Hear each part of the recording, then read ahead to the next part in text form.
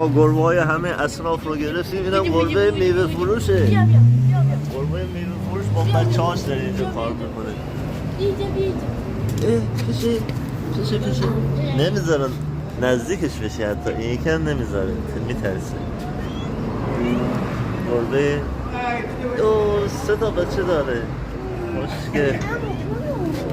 خوشگل بیا چه بازی میکنم، خوشگلم.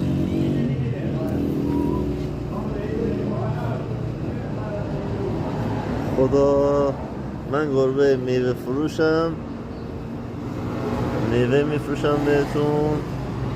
میوه خواستین بیان اینجا گربه میوه فروش میوه بخرین. همه جور میوه دارم. اینا توت فرنگی، پرتقال، سیب، همه چی از خیار، از اینا هم هست، از اونا هم هست. بیاین گربه میوه فروش بچه‌شو نگاه کن. با بچه‌هاش اینجا مشغوله. داره میوه بازی میکنن بچه‌هاش.